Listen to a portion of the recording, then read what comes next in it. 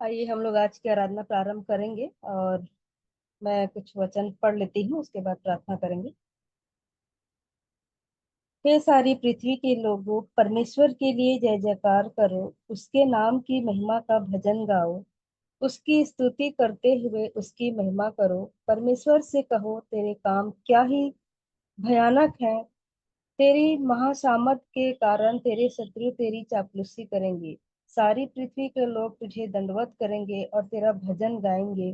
वे तेरे नाम का भजन गाएंगे। आओ परमेश्वर के कामों को देखो, वह अपने कार्यों के कारण मनुष्य को भय योग्य देख पड़ता है। उसने समुद्र को सूखी भूमि कर डाला, वे महानद में से पांव पांव पार उतरे, वहां हम उसके कारण आनंदित हुए। जो अपने पराक्रम से सर्वदा प्रभुता करता है और अपनी आंखों से जाति जाति को ताकता है, हठीले अपने सिर न उठाए। क्योंकि हे परमेश्वर, तूने हमको जांचा, तूने हमें चांदी के समान ताया है, तूने हमको जाल में फैलाया और हमारी कटी पर भारी बोझ बांधा है। ये परमेश्वर का वचन है। परमेश्वर पिता का धन्यवाद है। आइए हम लोग प्रार्थना करेंगे। हालेलुया। धन्यवाद जीवित अनुग्रहकारी दयालु प्रेमी पिता परमेश्वर, उद्धारकर्ता मुक्तिदाता प्रभु यीशु मसीह में होकर हम आपके चरणों के निकट में आते हैं। आपको हृदय से धन्यवाद धन्यवाद देते हैं पिता, आज के इस दिन के लिए। प्रभु जी, हमारे जीवन में पिता आपने इस नए दिन को जोड़ा, हमें भला चंगा रखा, जीवित रखा प्यारे प्रभु जी, और इस योग्य बनाए प्यारे प्रभु जी कि आज के दिन में प्यारे प्रभु जी हमें प्रभु जी ऐसा मन दिया है कि हम इस संगति में जुड़ पाए हैं प्यारे पिता। इसके लिए हम आपका हृदय से धन्यवाद करते हैं, धन्यवाद देते हैं प्यारे प्रभु जी सुंदर प्लेटफॉर्म के लिए कि हम इस में बैठ कर प्यारे प्रभु जी आपसे हम बातें कर सकते हैं प्यारे प्रभु जी, वचन को पढ़ सकते हैं, हम आपकी महिमा के लिए गीतों को हम गा सकते हैं पिता, गवाही को दे सकते हैं पिता, जो भी आप हमें सिखाते हैं बताते हैं उन बातों को हम शेयर कर सकते हैं। इसके लिए हम आपका हृदय से धन्यवाद करते हैं। जितने भी लोग जुड़ चुके हैं पिता, हर एक के लिए हम धन्यवाद देते हैं प्यारे प्रभु जी। हम धन्यवाद देते हैं प्यारे प्रभु जी, कितने दिन हमें आपने संभाला पिता, और इस बार एक बार फिर से प्यारे प्रभु जी इस ग्रुप में जुड़ने का अवसर प्रदान किया। इसके लिए हम आपका हृदय से धन्यवाद करते हैं। आगे के समय में पिता जो कुछ भी हम वचन से पढ़ते हैं और भी गीतों को गाते हैं प्यारे प्रभु जी, और जो भी वचन का भाग रखा जाता है, जो भी वचन आज हमें सिखाना चाहते हैं प्यारे प्रभु जी, उस वचन के लिए भी हम आपका हृदय से धन्यवाद करते हैं प्यारे प्रभु जी। और जो लोग नहीं जुड़ पाए हैं, आप उनके भी रुकावटों को, कारणों को, बाधाओं को, जो भी अड़चने हैं पिता, उसे आप जानते हैं प्यारे प्रभु जी। हर एक के मनों को आप उभारे प्यारे प्रभु जी, क्योंकि समय प्रभु जी बहुत ही बुरा है प्यारे प्रभु जी, और इन बुरे समयों में पिता हम आपके इस अवसर को हम बहुमूल्य समझने वाले हो सके, जो हमें प्रतिदिन आप प्रदान करते हैं प्यारे प्रभु जी। इसलिए होने दीजिए पिता, हर एक के मनों में आप कार्य करें, वचन से बोलें, बातचीत करें, कि इस संगति में जुड़कर प्रभु जी आप को महिमा देने वाले हो सके पिता। सारी बातों के लिए हम आपके हृदय से धन्यवाद करते हैं। आगे के समय में प्रभु जी हर एक बातों के लिए हम आपसे आशीष और अगुवाई चाहते हुए इस प्रार्थना को उद्धारकर्ता मसीह यीशु के नाम से मांग लेते हैं, आमीन। मैं गीत गा लूंगी परमेश्वर की महिमा के लिए। प्रभु का धन्यवाद करूंगा, उसकी संगति में सदा रहूंगा, साथ चलूंगा मैं जय जरूर पाऊंगा, साथ चलूंगा मैं जय जरूर पाऊंगा, प्रभु का धन्यवाद करूंगा। ना देगी मुझे दुनिया कभी भी कोई सुख और शांति आराम, ना देगी मुझे दुनिया कभी भी कोई सुख और शांति आराम। मेरे यीशु के साथ धन्य संगति में सदा मिलती खुशी मुझको, मेरे यीशु के साथ धन्य संगति में सदा मिलती खुशी मुझको, प्रभु का धन्यवाद करूंगा, उसकी संगति में सदा रहूंगा, साथ चलूंगा मैं जय जरूर पाऊंगा, साथ चलूंगा मैं जय जरूर पाऊंगा, प्रभु का धन्यवाद करूंगा। कितना अच्छा है वो, कितना धन्य है वो, यीशु ही मेरे जीवन का साथी। कितना अच्छा है वो, कितना धन्य है वो, यीशु ही मेरे जीवन का साथी। मेरी जरूरतों को पूरी करता है वो, कोई घटी नहीं मुझको। मेरी जरूरतों को पूरी करता है वो, कोई घटी नहीं मुझको। प्रभु का धन्यवाद करूंगा, उसकी संगति में सदा रहूंगा। साथ चलूंगा मैं, जय जरूर पाऊंगा। साथ चलूंगा मैं, जय जरूर पाऊंगा। प्रभु का धन्यवाद करूंगा। मेरी आयु के दिन पग पग में सदा तेरी सेवा को पूरी करूंगा। मेरी आयु के दिन पग पग में सदा तेरी सेवा को पूरी करूंगा। एक बाती समान जलता रहूंगा, तेरी महिमा मेरी कामना। एक बत्ती समान जलता रहूंगा, तेरी महिमा मेरी कामना। प्रभु का धन्यवाद करूंगा, उसकी संगति में सदा रहूंगा। साथ चलूंगा मैं, जय जरूर पाऊंगा। साथ चलूंगा मैं, जय जरूर पाऊंगा। प्रभु का धन्यवाद करूंगा। धन्यवाद। सचमुच में प्रभु जो है हमें हर तरह से संभालता है और किसी भी चीज की हमें कमी घटी होने नहीं देता है। हर प्रकार से हमें जो है शांति प्रदान करता है, सुख देता है। प्यारे प्रभु के यदि हम सानिध्य में रहते हैं तो हमें किसी भी चीज की कमी घटी होने नहीं देता। हमारी जरूरतों को वो पूरी करता है और किसी भी बात की कमी घटी होने नहीं देता है।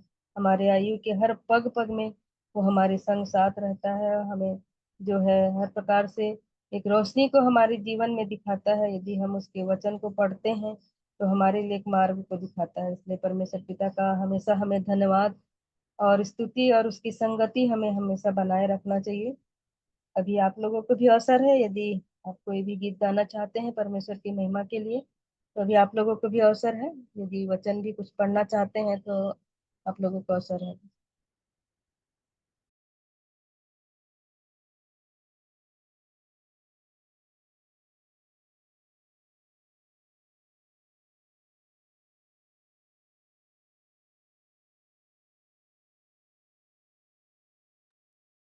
जो भी परमेश्वर की महिमा के लिए गीत गाना चाहते हैं या वचन पढ़ना चाहते हैं तो अभी आप लोगों को अवसर है। जी, हम लोग भजन संहिता पढ़ना चाहेंगे। भजन संहिता 119 अध्याय। 546 पे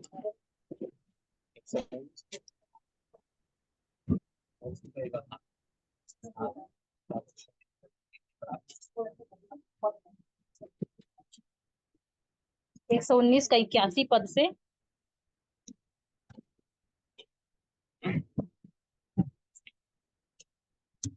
मेरा प्राण तेरे उद्धार के लिए बेचैन है, परंतु मुझे तेरे वचन पर आशा रहती है। मेरी आंखें तेरे वचन के पूरे होने की बाट जोते जोते धुंधली पड़ गई है, और मैं कहता हूँ कि तू मुझे कब शांति देगा, क्योंकि मैं धुएं में की कुप्पी के समान हो गया हूँ, तो भी तेरी विधियों को नहीं भूला। तेरा दास के कितने दिन रह गए हैं, तू मेरे पीछे पड़े हुओं को दंड कब देगा। अभिमानी जो तेरी व्यवस्था के अनुसार नहीं चलते, उन्होंने मेरे लिए गड्ढे खोदे हैं। तेरी सब आज्ञाएं विश्वास योग्य है, वे लोग झूठ बोलते हुए मेरे पीछे पड़े हैं। तू मेरी सहायता कर। वे मुझको पृथ्वी पर से मिटा डालने ही पर थे, परंतु मैंने तेरे उपदेशों को नहीं छोड़ा। अपनी करुणा के अनुसार मुझको जिला, तब मैं तेरी दी हुई चेतावनियों को मानूंगा। हे यहोवा, तेरा वचन आकाश में सदा तक स्थिर रहता है। तेरी सच्चाई पीढ़ी से पीढ़ी तक बनी रहती है। तूने पृथ्वी को स्थिर स्थिर किया, इसलिए वह बनी है। वे आज के दिन तक तेरे नियमों के अनुसार ठहरे हैं, क्योंकि सारी सृष्टि तेरे अधीन है। यदि मैं तेरी व्यवस्था से सुखी ना होता, तो मैं दुख के समय नष्ट हो जाता। मैं तेरे उपदेशों को कभी न भूलूंगा, क्योंकि उन्हीं के द्वारा तूने मुझे जिलाया है। मैं तेरी ही हूँ, तू मेरा उद्धार कर, क्योंकि मैं तेरे उपदेशों की सुधि रखता हूँ। दुष्ट मेरा नाश करने के लिए मेरी घात में लगे हैं, परंतु मैं तेरी चितौनियों पर करता हूँ। जितने बातें पूरी जान पड़ती है, उन सब को तो मैंने अधूरी पाया है, परंतु तेरी आज्ञा का विस्तार बड़ा है। आहा, मैं तेरी व्यवस्था से कैसे प्रीति रखता हूँ। दिन भर मेरा ध्यान इसी पर लगा रहता है। तू अपनी आज्ञाओं के द्वारा मुझे अपने शत्रुओं से अधिक बुद्धिमान करता है, क्योंकि वे सदा मेरे मन में रहती है। मैं अपने सब शिक्षकों से भी अधिक समझ रखता हूँ, क्योंकि मेरा ध्यान तेरी चितौनियों पर लगा है। मैं पुरनियों से भी समझदार हूँ, क्योंकि मैं तेरे उपदेशों को पकड़े हुए हूँ। मैंने अपने पाँव को हर एक बुरे रास्ते से रोक रखा है, जिससे मैं तेरे वचन के अनुसार चलूं। मैं तेरे नियमों से नहीं हटा, क्योंकि तू ही ने मुझे शिक्षा दी है। तेरे वचन मुझको कैसे मीठे लगते हैं, वे मेरे मुंह में मधु से भी मीठे हैं। तेरे उपदेशों के कारण मैं समझदार हो जाता हूँ, इसलिए मैं सब मिथ्या मार्गों से बैर रखता हूँ।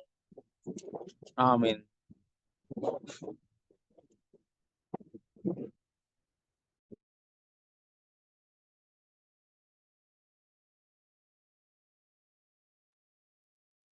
धन्यवाद सुंदर वचन के लिए राजेश्वरी बहन के परिवार को। अभी भी अवसर है, यदि कोई वचन पढ़ना चाहते हैं, गवाही या स्तुति करना चाहते हैं, तो अभी अवसर है।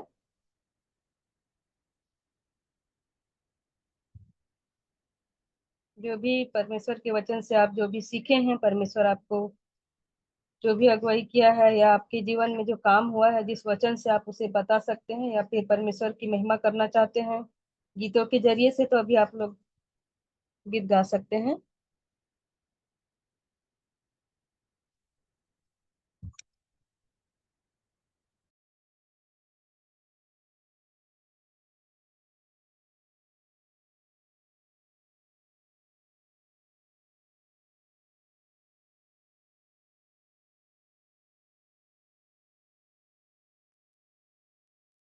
यदि प्रार्थना भी करना चाहते हैं, तो अभी अवसर है आप लोगों को। समय को न गंवाते हुए अभी प्रार्थना भी कर सकते हैं आप लोग।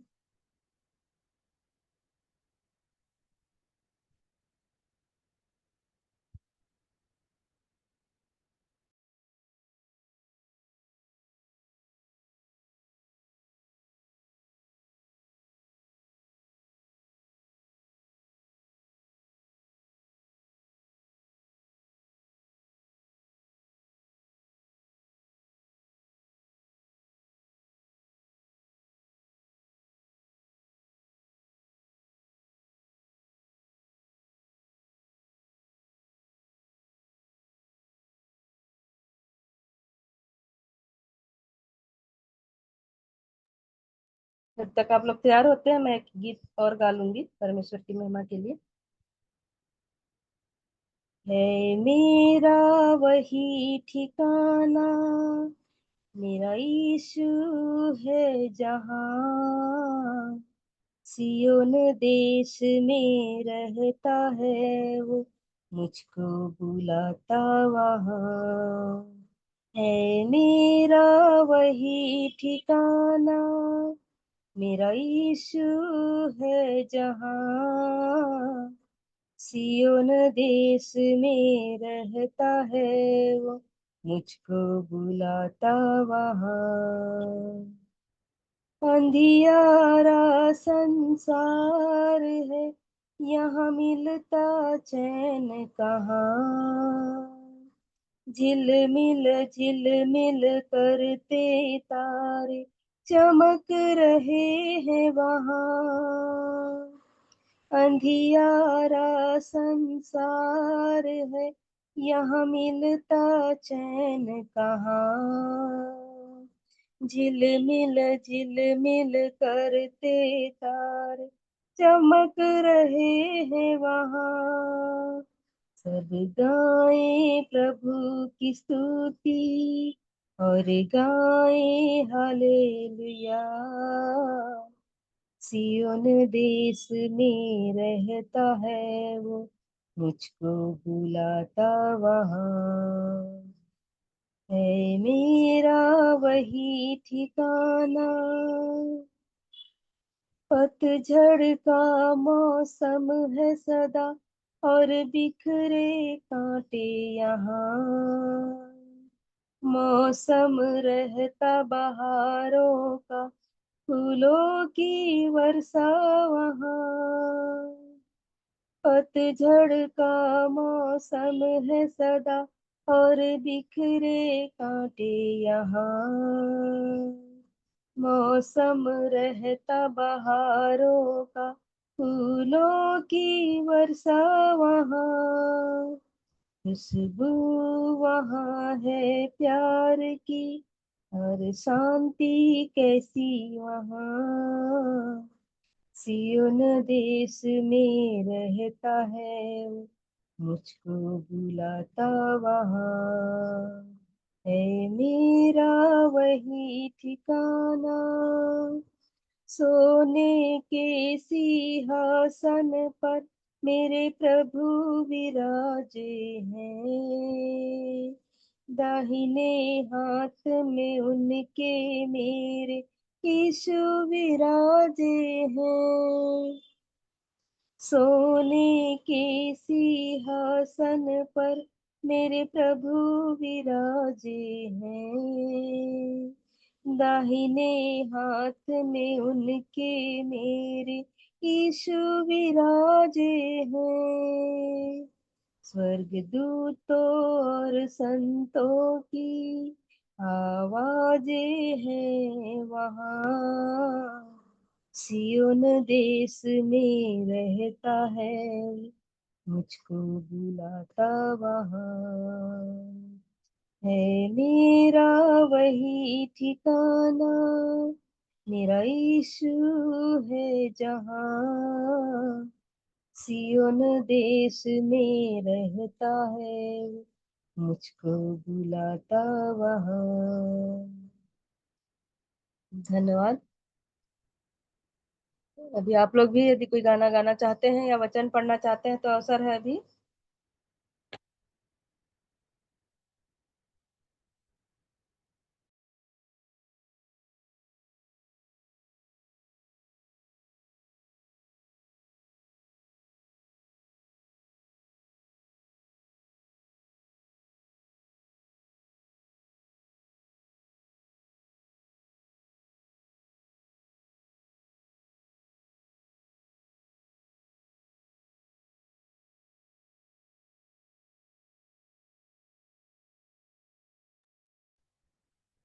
कुछ वचन को देख लेंगे हम लोग, नहीं तो वचन में जाएंगे जी। और जैसे कि अभी हम इन दिनों में देख रहे हैं कि कई सारे जो है लोग जो है सताए जा रहे हैं, और दिन ऐसे भी आ रहे हैं कि जगह जगह पर जो है बारिश अचानक भयानक हो जा रहा है, कहीं पर गर्मी हो रहा है। मतलब ऐसा वातावरण हो जा रहा है कि हम लोग को भी समझ में नहीं आ रहा है, लोग बीमार भी हो जा रहे हैं। और हमको जो है इन दिनों में हमारे जीवन को, अपने आप को देखना है कि हम किस तरह से चल रहे हैं, कैसा हमारा जिंदगी है। हम अपने आप को जांचना और परखना जरूरी है, क्योंकि समय किस प्रकार से हमारे जीवन में आ रहा है उसको हम देखते जा रहे हैं। और जो है ख्रिस्त विरोधियों का जो समय जो है काल अभी शुरू हो चुका है, और लोग जो है मसीह भाई बहनों को जो है परेशान करते जा रहे हैं। तो हमारा जीवन जो है किस प्रकार से चल रहा है, हम पवित्र हैं कि नहीं है। परमेश्वर जैसा चाहता है कि तुम पवित्र बनो करके, तो हमारा जीवन पवित्रता में है कि नहीं, तो हम उन बातों को थोड़ा सा देखेंगे, क्योंकि हमारे जीवन में पवित्रता होनी जो है आवश्यक है।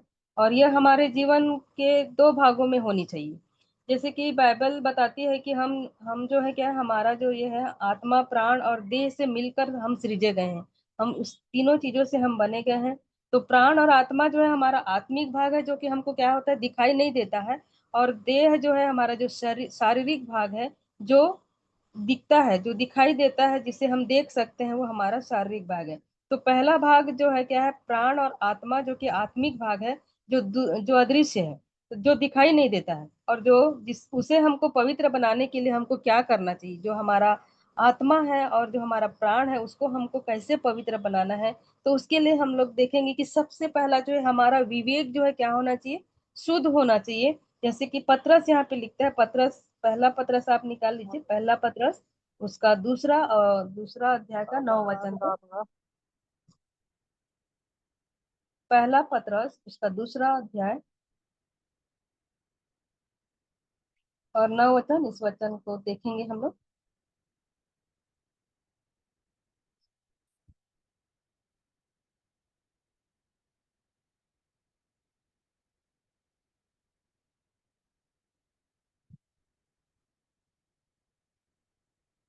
मिलता है तो पढ़िए, पहला पतरस 2 का 9।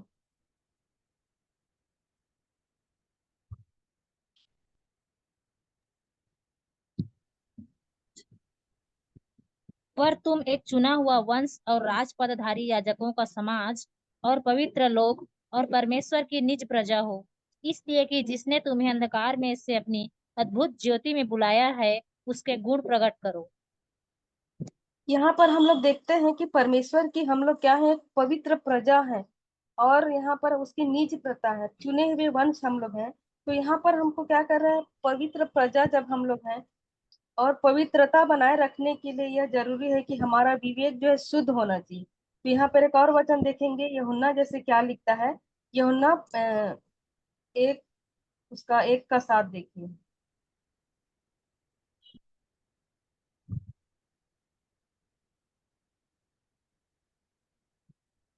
1 का 7। हाँ। वह गवाही देने आया कि ज्योति की गवाही दे, ताकि सब उसके द्वारा विश्वास लाएं। हाँ, तो यहाँ पर देखिए, यदि हम ज्योति में चले, यहाँ पर लिखा है, पहला यमुना 1 का 7 है शायद। यदि हम ज्योति में चले जैसा वह स्वयं ज्योति में है, तो हमारी सहभागिता एक दूसरे से है। तो यहाँ पर देखिए हमको क्या करना है, ज्योति में जैसे हम चलते हैं, तो हम क्या कर सकते हैं, तो हमारी सहभागिता एक दूसरे से है। यदि हम ज्योति में चलेंगे तो हमारा विवेक जो है क्या होगा, शुद्ध होगा, और हम पवित्र होंगे। और आज स्वयं से हमको पूछना चाहिए कि क्या हम ज्योति में चल रहे हैं, क्या हमारा जीवन में कोई अंधकार की बातें तो नहीं है, जो परमेश्वर की दृष्टि में अच्छा नहीं है। तो यदि हम ज्योति में चल रहे हैं, हमारा जीवन प्रकाशमय है, तो हमारा विवेक भी हमसे क्या रहेगा, शुद्ध रहेगा।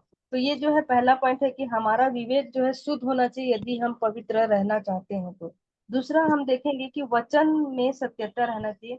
तो हमारा जो प्राण और आत्मा को पवित्र रखने के लिए हमें क्या चाहिए, सदैव हमको क्या करना चाहिए, सच बोलना चाहिए। हमें कभी भी झूठ का सहारा नहीं लेना चाहिए, और सच को घुमा फिरा कर ऐसा हमें कभी भी नहीं कहना चाहिए। क्योंकि परमेश्वर से जो की गई प्रतिज्ञा को हमको क्या करना है, मानना है। हमको कभी भी गाली नहीं देना चाहिए, अपने मुंह से अपशब्द नहीं कहना चाहिए। और सच को जानते हुए भी हमको खामोश नहीं रहना चाहिए। कभी कभी हम क्या करते हैं, सच्चाई को जानते रहते हैं, लेकिन हम क्या करते हैं, चुप रहते हैं। और झूठ और गलत बातें हमारे जुबान से हमको नहीं लाना चाहिए। क्योंकि प्रकाशित वाक्य के 21वें अध्याय में वचन स्पष्ट रूप से बताता है कि सब झूठों को आग की झील में डाला जाएगा। हमारे जैसे कार्य, हमारे जो जो भी हमारा बर्ताव है, हम जैसा हम गलत यदि बात करते हैं, तो हमारे लिए क्या है, झील, आग के झील में हम डाले जाएंगे। तो सत्यता हमारे जीवन में होना चाहिए, और हमारी आत्मा तभी जो है पवित्र होगी। तो हमको क्या करना चाहिए, वचन में सत्यता रहना चाहिए। हमारे मुख से हम जो भी बोलते हैं, हमको कभी भी झूठ का सहारा नहीं लेना चाहिए, और झूठ का साथ भी नहीं देना चाहिए। फिर उसके बाद देखेंगे कि परमेश्वर को हम जो भी हम सेवा करते हैं, जैसा भी हम कहीं भी कार्य करते हैं, तो हमको क्या करना चाहिए, हर बात में परमेश्वर को महिमा देना चाहिए। तो सेवकाई का जो संपूर्ण उद्देश्य ये होना चाहिए कि हम सारी बातें के लिए हमको परमेश्वर को महिमा मिल सके। यदि हम स्वयं के लिए महिमा और आदर की अपेक्षा करने लगते हैं, तो इससे हमारा आत्मिक भाग और हमारी आत्मा की पवित्रता समाप्त हो जाती है। तो कभी भी हमको अपनी बड़ाई के लिए अपने आप को मतलब कोई अच्छा हमको बोले और अपना हमको हमारी महिमा नहीं करना है। हमको हर एक बातों में क्या करना चाहिए, परमेश्वर को महिमा मिलना चाहिए। यदि हम किसी के लिए अच्छा भी काम कर रहे हैं और यदि वो थैंक्स बोल रहे हैं तो उस बात के लिए भी हमको क्या करना चाहिए, परमेश्वर को हमेशा हमको महिमा देना चाहिए। फिर उसके बाद है कि हमको क्रोध नहीं करना चाहिए। क्रोध से हमको क्या करना चाहिए, दूर रहना चाहिए। तो हम अक्सर क्या करते हैं, हमारा जो कई बार ऐसा स्वभाव हो जाता है कि हम कई बार तो हम जिद करते हैं और हम जो है क्या करते हैं, अपनी बात में अड़े रहते हैं। अपनी बात को मनवाने के लिए हम लोग क्या करते हैं, दबाव डालते हैं और उससे कहना हम अच्छी तरह से जानते हैं और हम सोचते हैं कि हम वही करेंगे। मतलब कई बार क्या होता है कि हमको ये चाहिए, हमको ये जरूरी है, हमको लाना चाहिए करके हम लोग जिद करते हैं और उसी को मनवाने के लिए हम लोग क्या करते हैं, क्रोध करते हैं और नहीं लाते हैं तो हमको क्या होता है, गुस्सा हो जाता है। तो अक्सर ऐसा होता है कि जब सब कुछ हमारे कहे अनुसार, हमारी इच्छा के अनुसार नहीं होता है, तब हमको क्या हो जाता है, हमको गुस्सा आता है और हम क्या करते हैं, क्रोधित हो जाते हैं और अपना आपा खो देते हैं। और क्रोध जो है स्वभाव का एक क्या है, पहलू है। हर इंसान को कहीं ना कहीं पर क्या हो जाता है, गुस्सा आ ही जाता है। परंतु क्रोध का परिणाम क्या होता है, बहुत ही बुरा होता है। क्रोध का परिणाम इतना बुरा होता है, क्रोध केवल हम अपने क्या करते हैं, हम अपने मित्रों से भी करते हैं, अपने घर वालों से भी कर देते हैं। और कई बार क्या होता है, हम जहाँ कार्य करते हैं वहां पर भी कुछ कार्य अच्छा नहीं होता तो हम उन कार्य स्थलों में भी अपने सहकर्मियों के साथ भी हमको क्या करते हैं, हम गुस्सा कर लेते हैं। तो हमको क्या करना चाहिए, यदि हम कहीं पे कार्यस्थल पे हैं, कार्य कर रहे हैं, जो भी जिम्मेदारी हमको दी गई है, यदि वो हमको पसंद ही नहीं आ रहा तो हमको क्या करना चाहिए, हमको सहना चाहिए। क्योंकि क्या है, वचन हमको सिखाता है कि हम हर बातों को सहना भी सिखाता है। हमको सहनशीलता हमारे जीवन में होना चाहिए, हमको संयमी होना चाहिए। और इससे पवित्र आत्मा को फिर क्या होता है, यदि हम लोग क्या करते हैं, नहीं सहते हैं, हम गुस्सा करते हैं तो पवित्र आत्मा जो है दुखी होता है। यदि हम पवित्र होना चाहते हैं तो हमें अपना क्रोध को भी क्या करना चाहिए, छोड़ना चाहिए। तभी तो हम क्या कर पाएंगे, हमारा जीवन, यदि हम क्रोधित रहेंगे, कहीं पर गुस्सा करते रहेंगे, तो जो काम नहीं करना है, जो बात हमें नहीं बोलना है, वही बातें हमारे मुख से निकल जाएगी और हम फिर वहां क्या हो जाएंगे, आत्मिक रूप से हम अपवित्र हो जाएंगे। उसके बाद क्या है, दूसरों को हमको कभी भी नीचा नहीं दिखाना चाहिए। कैसा अक्सर क्या होता है, हम चाहते हैं कि अधिक से अधिक लोग हमें पहचाने, अधिक हमारी लोग प्रशंसा करें, अधिक हमारा नाम हो सके। और क्या करते हैं, इस प्रयास में हम भी क्या करते रहते हैं, भीतर से हम लोग क्या करते हैं, हम नीचा दिखाने के लिए हम क्या करते हैं, कुछ ना कुछ हम विचारधारा करते हैं दूसरों को नीचा दिखाने के लिए। अक्सर ऐसा भी होता है कि जो चीज हमारे पास नहीं है उसे दूसरों के पास देखकर हम क्या हो जाते हैं, दुखी हो जाते हैं कि अरे उसके पास ये है, मेरे पास भी होता। और हमारे मन में डाह आ जाता है, जलन आ जाता है। और कभी कभी हम क्या करते हैं, गलत मतलब ये सोचने लग जाते हैं और उनके बारे में बुरा विचार हमारे मन में आने लग जाता है। तो वैसे ही हमको क्या करना चाहिए, इस प्रकार की भावना हमारे जीवन में नहीं आना चाहिए। क्योंकि क्या बोलता है वचन जो है कि प्रेम जैसे क्या करता है, डाह नहीं करता है ना कभी भी जो है। और जलन और डाह दोनों ही परमेश्वर की दृष्टि में क्या है, पाप है। क्योंकि परमेश्वर प्रेम है और प्रेम क्या करता है, डाह नहीं करता है, जलन नहीं रखता है और वो बुरा नहीं मानता है। तो जब परमेश्वर ही प्रेम है तो हमको भी क्या करना चाहिए, परमेश्वर फिर इस चीजों को पसंद करेगा क्या, उसकी दृष्टि में तो ये सब चीज क्या हो जाता है, एक पाप बन जाता है। तो कभी कभी हम क्या करते हैं, स्वयं को बहुत अच्छा समझते हैं और हम कई बार अपने आप में जो है बहुत ही आगे समझ, अपने आप को अच्छा समझकर हम घमंड करने लग जाते हैं और स्वयं को बड़ा समझने के लिए घमंड में डूब जाते हैं, है ना। परंतु हमको ये याद रखना चाहिए कि जो पाप का जो है स्थान क्या है, घमंड भी एक क्या है, पाप का ही ये हुआ है। जहाँ से क्या होता है, शैतान भी वहीं से ही आया है, घमंड उसी के द्वारा वो घमंड से ही वो ये हुआ है। तो यहाँ पर देखिए वचन के अनुसार जो है, घमंड जो है क्या हो जाता है, तीन प्रकार का यहाँ पर घमंड होता है। एक धार्मिक घमंड होता है, एक पारिवारिक घमंड होता है और एक बातों का घमंड होता है। तो यहाँ पर देखेंगे हम लोग की घमंड जो है, इस घमंड के विषय में हम जैसे पाते हैं कि जैसे वो फरीसी के बारे में हम लोग अभी सुन चुके हैं कि फरीसी खड़ा होकर स्वयं इस प्रकार प्रार्थना करने लगा कि हे परमेश्वर, मैं तुझे धन्यवाद देता हूँ कि मैं अन्य लोगों के समान ठग, अन्यायी और व्यभिचारी नहीं हूँ, न इस चुंगी लेने वाले के समान हूँ। लुका के किसमें लिखा है, लुका 18 के 11 में है शायद, ये एक बार देख लेंगे। लुका 11 उसका 18 उसका 11 है, फरीसी वाला।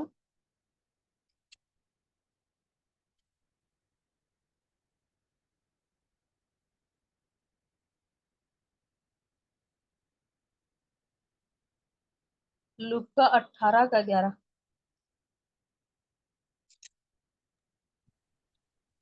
पढ़ूं क्या? हाँ पढ़ो ना। फरीसी खड़ा होकर अपने मन में यूं प्रार्थना करने लगा, हे परमेश्वर, मैं तेरा धन्यवाद करता हूँ कि मैं दूसरे मनुष्यों के समान अंधेर करने वाला, अन्यायी और व्यभिचारी नहीं, और न इस चुंगी लेने वाले के समान हूँ। मैं सप्ताह में 2 बार उपवास रखता हूँ। मैं अपनी सब कमाई का 10वां अंश भी देता हूँ। हाँ, तो यहाँ पर देखिए ये जो फरीसी है क्या कर रहा है, एक घमंड है उसके मन में, है ना। वो क्या घमंड कर रहा है, क्या बोल रहा है कि क्या बोलता है अपने मन में, क्या करता है कि हे परमेश्वर, मैं तेरा धन्यवाद करता हूँ कि मैं दूसरे मनुष्य के समान अंधेर करने वाला, अन्यायी और व्यभिचारी नहीं हूँ। मतलब उसको अपने आप पर घमंड हो रहा है वहां पर जो है, और बोल रहा है कि मैं चुंगी लेने वालों के समान नहीं हूँ, बोल रहा है ना। और मैं सप्ताह में उपवास रखता हूँ, मैं दसवां देता हूँ। मतलब ये उसको इस बात का घमंड हो रहा है। तो ये एक प्रकार का क्या है, धार्मिक घमंड है। दूसरा जो है पारिवारिक घमंड में क्या होता है, यहाँ पर जो है लूका का 3 और 8 को देखेंगे। लूका 3 का 8, तीसरा अध्याय उसका 8 वचन।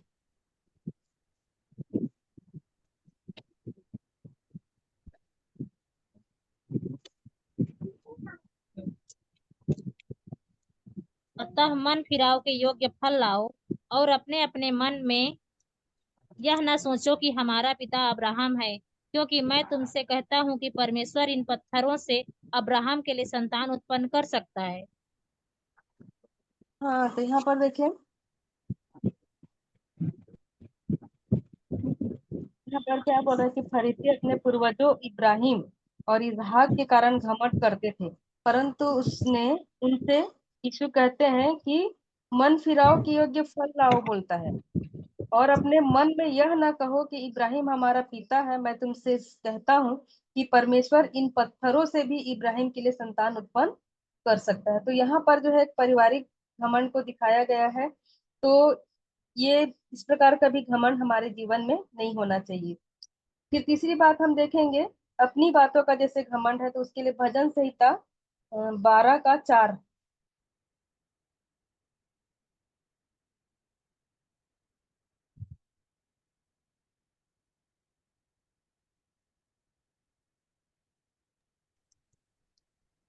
भजन संहिता 12 का 4।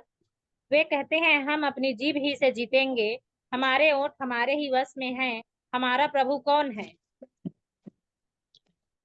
तो यहाँ पर देखिए ऐसे घमंड के विषय में लिखा है जिन्होंने कहा है हम अपनी जीभ से ही विजयी होंगे, हमारे होंठ तो हमारे ही हैं, भला कौन है हमारा प्रभु। मतलब यहाँ पर क्या हो रहा है, अपने आप का के ऊपर घमंड किया जा रहा है, अपने जीभ के ऊपर, अपनी बातों के ऊपर यहाँ पर घमंड किया जा रहा है कि हमारा प्रभु कौन है। बोल रहे हैं हम तो अपने जीभ से ही हम विजयी हो सकते हैं, हमारे हम जो भी बोलेंगे उससे हम विजय प्राप्त कर सकते हैं करके यहाँ पर कहा जा रहा है। तो ये क्या हुआ, ये 3 प्रकार के घमंड की बातें जो है यहाँ पर कही गई है। पहला जो है फरीसी जो धार्मिक घमंड है, दूसरा पारिवारिक घमंड, और तीसरी बात जो है हम अपने आप स्वयं से ही हम क्या कर लेते हैं, घमंड कर लेते हैं।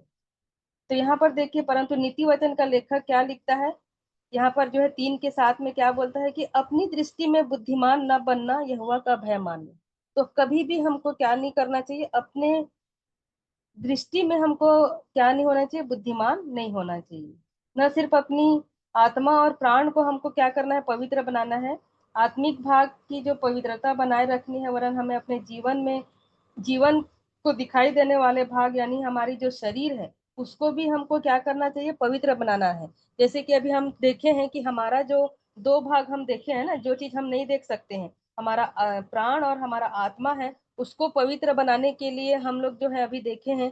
और वैसे ही हमको क्या करना है, जो हमारा शरीर है जो हमको दिखाई देता है, उस शरीर को भी हमको क्या करना चाहिए, पवित्र बनाना है।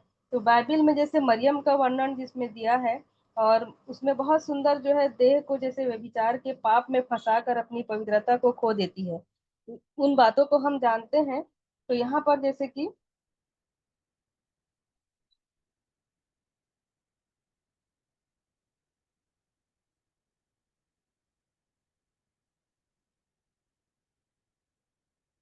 यहाँ पर हम देख रहे हैं कि जैसे कि मरियम जो है क्या करती है, व्यभिचार में पाप में फंसकर वो पवित्रता को खो देती है। तो इस प्रकार से यहाँ पर जो है शरीर का जो ये दिया है, हमको शरीर को भी क्या करना चाहिए, पवित्र बनाए रखना चाहिए। और हमारे जीवन से जो है, हमारे शरीर से, हमारे हाथों से, हमारे होठों से, और इस प्रकार से जो है हमारे शारीरिक किसी भी अंग से कोई भी ऐसी गलती और कोई भी ऐसे पाप नहीं होना चाहिए कि वो जो है अपवित्र बन सके। तो हमारे जीवन में जो है परमेश्वर ने इतनी अच्छी बातों को इस वचन के माध्यम से हमें दिखाया है कि हम लोग क्या करना चाहिए अपने जीवन में, अपने आत्मा, प्राण और शरीर तीनों को हमको क्या रखना चाहिए, पवित्र बनाए रखना चाहिए। और जिसके लिए हमको क्या है, सबसे पहली बात हम लोग देखे हैं कि प्राण और आत्मा के लिए हमारा विवेक को हमेशा शुद्ध रखना चाहिए। दूसरा, हमारे वचन में सत्यता होना चाहिए, कभी झूठ का सहारा नहीं लेना चाहिए। तीसरी बात, हम देखे हैं कि अपनी सेवकाई में हम जो भी सेवा करते हैं उसमें संपूर्ण महिमा परमेश्वर को हमको देना चाहिए, ना किसी मनुष्यों को देना है। और हमें क्रोध नहीं करना चाहिए अपने जीवन में, और दूसरों को नीचा नहीं दिखाना है, और हम अपनी देह को भी पवित्र बनाए रखना चाहिए। तो आज हम इन बातों को जो है सीखे हैं कि हमको क्या करना चाहिए, अपनी सेवकाई, अपने जीवन को परखना चाहिए कि हम जहाँ भी कार्य करते हैं, जहाँ भी हम सेवा करते हैं, चाहे घर पर रहते हैं, तो हमको अपने आप को देखने की जरूरत है कि हमारे जीवन में कितनी पवित्रता है। कहीं हमारे भीतर कोई कमजोरी तो नहीं आ गई है जिससे हमारी आत्मा, प्राण और देह को अपवित्र कर दिया है। और यदि ऐसा है तो अपनी कमजोरी को प्रभु के सामने हमें उस क्रूस के पास लाना है, और उस लहू से उसे धो लेना है, पश्चाताप करना है और स्वयं को पवित्र करना चाहिए, ताकि सेवकाई के क्षेत्र में भी हमारे जीवन से हमारी नहीं वरन परमेश्वर की इच्छा हमको क्या करना चाहिए, पूरी करना चाहिए। तो परमेश्वर करे इस वचन के माध्यम से जो है आज जो है परमेश्वर ने हमें जो है पवित्र बनाने के लिए इन बातों को सिखाया है कि सच में हमें कैसे अपने जीवन को हमको कैसे रखना चाहिए। इन बातों को आज हम सीखे हैं, इसलिए परमेश्वर पिता का मैं धन्यवाद देती हूँ। यदि आप लोगों में से भी और यदि कुछ कहना चाहते हैं या कोई अंतिम प्रार्थना करना चाहते हैं तो अभी आप लोगों को अवसर है।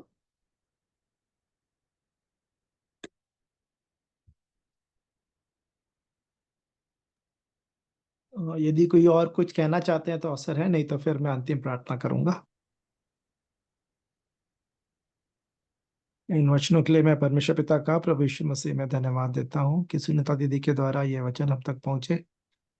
और मैं उन्हीं बातों को देख रहा था, प्रभु यीशु मसीह जब पहाड़ी उपदेश दे रहे थे तब उन्होंने इन बातों को कहा था। और जैसा दीदी ने कहा झूठ बोलने के विषय में, तो यीशु मसीह ने तो यूहन्ना 8:44 में लिख दिया कि तुम अपने पिता शैतान से हो जो आराम से हत्यारा है, तो उसके स्वभाव ही से तुम झूठ बोलते हो। बहुत ही गंभीरता से झूठ को लिया जाता है, और मनुष्य जाति जो है और हम बहुत आसानी से झूठ बोल देते हैं, थोड़ी सी चीज के लिए बचने के लिए। कोई मेरे बारे में क्या सोचेंगे, कहीं डांट ना पड़ जाए, कहीं मार ना पड़ जाए, कहीं नुकसान ना हो जाए। झूठ बोलना बहुत आसान बना दिया है शैतान ने इस पृथ्वी में। और उसके लिए मत्ती 5वें अध्याय और उसके 33वें वचन में लिखा है, फिर तुम सुन चुके हो कि पूर्व काल के लोगों से कहा गया था, झूठी शपथ ना खाना, परंतु प्रभु के लिए अपनी शपथ को पूरी करना। परंतु मैं तुमसे यह कहता हूं कि कभी शपथ ना खाना, ना तो स्वर्ग की, क्योंकि वह परमेश्वर का सिंहासन है, ना धरती की, क्योंकि वह उसके पांव की चौकी है, ना यरूशलेम की, क्योंकि वह महाराजा का नगर है। अपने सिर की भी शपथ ना खाना, क्योंकि तू एक बाल को भी ना उजला ना काला कर सकता है। परंतु तुम्हारी बात हाँ की हाँ या नहीं की नहीं हो, क्योंकि जो कुछ इससे अधिक होता है वह बुराई से होता है। तो ये प्रभु यीशु मसीह उस नए नियम को बता रहे थे, झूठी शपथ, कुछ बोला और उसे पूरा नहीं किया। और हम पिछले दिनों भजन संहिता 15 में भी यही देख रहे थे कि जो शपथ खा के बदलता नहीं, चाहे हानि उठाना पड़े, है ना, कि जो हम कहते हैं उसे पूरा करें। प्रभु यीशु मसीह ने भी यही कहा कि अंत के दिन में इसी यही बात उन पे दोष लगाएगी कि जो जो निकम्मी बातें मनुष्य अपने मुंह से कहेंगे। तो निकम्मी बात को प्रभु ने मुझे ऐसा सिखाया, जो ऐसी बात जो काम में नहीं आई। हमने कहा किसी को कि मैं 5 बजे आऊंगा, 5 बजे पहुंचूंगा, 5 बजे आपसे मिलूंगा, लेकिन हम 5 बजे नहीं मिले। चाहे बहाने कुछ भी हो सकते हैं, कारण कुछ भी हो सकता है, लेकिन वो बात झूठ हो गई। है ना। तो निकम्मी बात ऐसे अगर हम जो भी कहेंगे, प्रभु के लिए बहुत कुछ बोल देते हैं, जब वचन सुनते हैं आनंदित होते हैं, उत्साहित हो जाते हैं, अति उत्साहित हो जाते हैं, तो कुछ कुछ बातें कहते हैं, मन्नत मान लेते हैं कि क्या ऐसा करेंगे प्रभु तो मैं ऐसा करूंगा, या लेकिन हम उसे नहीं करते हैं तो वो झूठी शपथ है। तो झूठ बहुत गंभीर बात है। और यही बात अभी प्रकाशित वाक्य के अध्ययन में भी हम देख रहे थे, और जो हमारी कलीसिया की संगति होती है स्थानीय कलीसिया में, कि झूठों का कोई भाग नहीं होगा। जो झूठ का रचने वाला, जो उसको झूठ का पसंद करने वाला है ना, जो झूठ का अभ्यास करता रहता है, वो सब उस स्वर्गीय राज्य से वंचित रहेंगे। यहाँ पे अम, प्रकाशित वाक्य 21 का 8, प्रकाशित वाक्य 21 का 8 में पढ़ लूंगा। यहाँ पे ऐसा लिखा है, परंतु डरपोकों और अविश्वासियों और घिनौनों और हत्यारों और व्यभिचारियों और टोनों और मूर्ति पूजकों और सब झूठों का भाग भाग उस झील में मिलेगा जो आग और गंधक से जलती रहती है। यह दूसरी मृत्यु है। ये सारे कैटेगरी एक ही है ना, सभी लोग, सब झूठों का भाग। और आगे भी लिखा है 15वां वचन, 22 का 15, प्रकाशित वाक्य 22 का 15, पर कुत्ते और टोन्हे और व्यभिचारी और हत्यारे और मूर्ति पूजक और हर एक झूठ का चाहने वाला और गढ़ने वाला बाहर रहेगा। तो झूठ बहुत ही गंभीर बात है। झूठ, ये भी घमंड भी जो है वो झूठ ही है। हम किस बात का घमंड कर सकते हैं? यदि कोई, जैसे वो बोल रहा था फरीसी कि मैं दान देता हूँ, तो दान देने के लिए पैसा आया कहाँ से? जब वो पैदा ही नहीं होता, जब उसको ज्ञान बुद्धि समझ नहीं मिलती, उसको कार्य जो वो करता है, जो कुछ भी है, सब तो परमेश्वर का दिया हुआ है। सांस भी तो परमेश्वर की है। तो वो सोच रहा है कि मैंने किया है, तो वो भी घमंडी है और झूठ है वो, है ना। झूठ, और हर चीज फिर झूठ ही हो जाता है। अगर सब अंत में देखेंगे तो कोई घमंड करने की बात नहीं, गुस्सा करने के लिए हम खुद वो काम करते हैं तो दूसरे से चाहते हैं कि वो हमको क्षमा कर दें, कोई गुस्सा नहीं करे। और यदि कोई दूसरा करे तो उस गलती थोड़ा कम भी करे तो भी हम ज्यादा गुस्सा हो जाते हैं। मैं अपनी बात कर रहा हूँ, है ना। सड़क पे चलते मुझे आजकल बहुत गुस्सा आता है, गाड़ी चलाते समय लोग को इधर से आ गए उधर से आ गए या जो भी। तो वैसे तो वो झूठ है, क्योंकि एक वो घमंड को भी दर्शा रहा है कि कौन मेरे सामने से चला गया, कौन मेरे से आगे तेज गाड़ी चला के चला गया, या फिर अपने आप को ज्यादा समझना।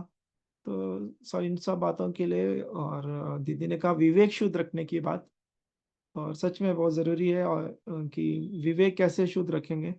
सिर्फ उस अनुग्रह के सिंहासन के सामने हम शुद्ध विवेक पा सकते हैं। उस मेमने के लहू के द्वारा पाप गुनाह अपराधों की क्षमा मांग कर हम उसे प्राप्त कर सकते हैं। इन सभी वचनों के लिए मैं परमेश्वर पिता का प्रभु यीशु मसीह में धन्यवाद देता हूँ, जो मेरी आत्मिक उन्नति के कारण है। मैं दीदी का भी, जिनके माध्यम से वचन हम तक पहुंचा है, धन्यवाद देता हूँ। आइए हम अंतिम प्रार्थना कर लेंगे। प्रेमी दयालु अनुग्रहकारी, विलंब से कोप करने वाले, अति करुणामय पिता परमेश्वर, राजाओं के राजा, प्रभुओं के प्रभु, अपने उद्धार करता प्रभु यीशु मसीह के पवित्र और मीठे नाम से आपके अनुग्रह के सिंहासन के सन्मुख आते हैं प्रभु जी, क्योंकि उस नाम के बिना पिता तक हमारी पहुंच नहीं हो सकती। प्रभु यीशु मसीह आप ही मार्ग, सत्य और जीवन आप है प्रभु जी। हमने झूठ के बारे में देखा कि कितना गंभीर है। प्रभु यीशु मसीह, हम जाने कि आप सत्य हैं प्रभु जी, आप में ही सब कुछ सत्य है प्रभु जी। आप ही सब में सब कुछ है, सब कुछ करने वाले प्रभु जी। हम आपके नाम को धन्य कहते सराहते हैं। हम मिट नहीं गए, आपके महाकरुणा का ही फल है प्रभु जी, क्योंकि आपकी दया हमारे जीवनों में अमर है। प्रतिभोर आपकी करुणा हमारे जीवन में नहीं होती जाती है, और वो इसलिए है कि हमें से कोई भी जन नाश ना हो, परंतु हर एक जन को मन फिराव का अवसर मिले। हाँ प्रभु जी, हर एक उन बातों से जिन बातों में हमारा मन लगा हुआ है, संसार की बातों में, शरीर की बातों में प्रभु जी, हमने ये भी जाना आत्मा प्राण और देह के विषय में प्रभु जी, सब कुछ शुद्ध आपको चाहिए प्रभु जी। अपने शरीरों को जीवित और पवित्र और आपको भावता हुआ बलिदान करके चढ़ाने में मेरी और हर एक प्रियो की आप सहायता और मदद करें प्रभु जी। अपने ज्ञानेंद्रियों को प्रभु जी, अपने शरीरों को प्रभु जी, अपनी देह को धार्मिकता के हथियार होने के लिए आपके हाथों में सौंपने में मेरी और हर एक प्रियो की आप सहायता मदद करें। आपसे क्षमा चाहते हैं प्रभु जी, ऐसा नहीं करने के लिए, आंखों की अभिलाषा के लिए, शरीर की अभिलाषा के लिए, जीविका के घमंड के लिए प्रभु जी आपसे क्षमा चाहता हूँ। यीशु मसीह के लहू से धोकर शुद्ध और पवित्र करें। ये जो वचन जो आपने हम तक पहुंचाए हैं प्रभु जी, आज गीतों के गाए जाने के लिए, वचनों के पढ़े जाने के लिए, प्रार्थनाओं के लिए, सभी बातों में आपकी सहायता मदद के लिए आपका धन्यवाद देते हैं। और होने दे प्रभु जी सब बातें हमारी आत्मिक उन्नति का कारण हो, और हर एक बातों में आप ही का महिमा मिलने पाए प्रभु जी। जितने प्रियों ने इन वचनों को सुना है प्रभु जी, हमारे सबों के जीनों में वचन फलवंत होने पाए प्रभु जी, कार्यकारी होने पाए, निकम्मा ना रहे प्रभु जी, क्योंकि प्रभु जी उसको काम में हम लाने पाए प्रभु जी। हम कोई भी ऐसी बात ना कहें जो कि जिसका कोई अर्थ नहीं निकलता है, या जिसे हम पूरा नहीं कर सकते हैं प्रभु जी। दया करें, अनुग्रह करें। एक बार फिर से इस रात्रि के समय अपने आत्मा प्राण देह सहित सभी को आपके हाथ में समर्पित करते हैं प्रभु जी। यदि आज की रात्रि आप आए, आपके साथ जाने के लिए तैयार पाए जाएं प्रभु जी। हर एक लोगों की जो भी आवश्यकताएं हैं प्रभु जी, आपके स्वर्गीय भले भंडार से आप उन्हें पूर्ण करें, ऐसी आपसे प्रार्थना करता हूँ। हर एक बातों के लिए धन्यवाद देते हैं, और अपने जीवनों को आप ही के हाथों में समर्पित करते हुए वह उद्धार करता प्रभु यीशु मसीह के पवित्र और मीठे नाम से मांगते हैं। आमीन, आमीन। आमीन आमीन। प्रभु की प्रार्थना एक साथ कर लेंगे, सभी अपना माइक ऑन कर सकते हैं हम।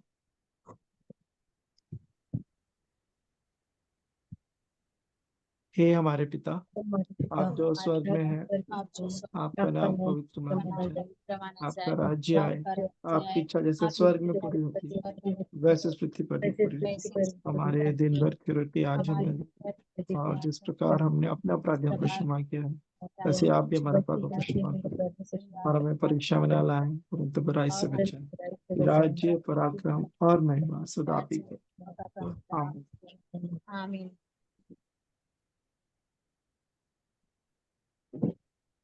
सबको शालोम, जय मसीह की। शालोम, जय शालोम, मसीह जय की। मसीह सबको। सुनीता दीदी, आप लोग को बहुत दिन के बाद देख के अच्छा लगा। हाँ, हम लोग छत्तीसगढ़ चले गए थे। वाह, बढ़िया बढ़िया। कैसा रहा ट्रिप? हाँ, बहुत अच्छा हो गया। मैं अगले दिन बताऊंगी, उसकी गवाही दे दूंगी, जो भी जी हुआ है, जी जो जी। भी चीजें मेरे को मिली। बहुत चीजें जो प्रार्थना में हम लोग मांग रहे थे, बहुत सारी चीजें जो है मेरे को प्राप्त हुए हैं, तो उन बातों को शेयर करूंगी। तो काफी अच्छा रहा। जी जी। हम्म, रहना आना सब जो है, सब हम्म, अपने प्रियो से मिलके बहुत अच्छा लगा भी। चलो, प्रभु का धन्यवाद। राजेश्वरी और दीदी और भैया तो प्रतिदिन जुड़ते हैं, और हाँ, जो सैमसंग JS52 से भी जो, तो उनका भी धन्यवाद। शालिनी आंटी, अंकल जो भी साथ में जुड़े हैं, सभी जनों का सभी को सलाम, और अच्छा लगा आप लोग जुड़ सके। तो मीटिंग तो वैसे कंटिन्यू कर रहे हैं दीदी, हम जितने लोग जुड़ सकते हैं। अभी तो दीदी लोग ही जुड़ रहे थे, राजेश्वरी दीदी लोग, और कई बार तो देखिए अब कैसे प्रभु सहायता करते हैं, तो कंटिन्यू करेंगे। हाँ, हाँ, टाइम 7 बजे का ही रहने दें कि 8 बजे से करेंगे? नहीं, ठीक है, 7 बजे से ही रहने देना, क्योंकि जितना जल्दी होगा जुड़ने की कोशिश करेंगे हम लोग। जी जी, क्योंकि 8 बजे शेखर मामू वाली मीटिंग होती है। नहीं पता आज अच्छा। हुई कि नहीं, मैं तो सोच रहा था शायद 8 बजे तक हो जाएगी हमारी मीटिंग खत्म, तो वहां जुड़ेंगे, लेकिन कोई बात नहीं। जी हाँ हाँ, हाँ हाँ उनका रिकॉर्डिंग वैसे मिल जाती है, वो रिकॉर्डिंग भेजते हैं वो यूट्यूब में ना, तो हाँ। बस ही दिक्कत। जी जी, अटेंड कर सकते हैं उसके बाद में। एक बार उनका भी लिंक को ग्रुप में डाल देना तो। जी जी जी। ठीक है। है ना, मीटिंग का वो जूम ID भी डाल दूंगा, और जो रिकॉर्डिंग वो भेजते हैं, रिकॉर्डिंग और PDF भी भेजते हैं वो, जो नहीं होता, तो उसको भी हमारे ग्रुप में मैं डाल जी। ठीक है। ठीक है, फिर मीटिंग एंड करें। ठीक है। ठीक है, गुड जी, नाइट। मीटिंग एंड कर रहे हैं। Good night, shalom. चलो।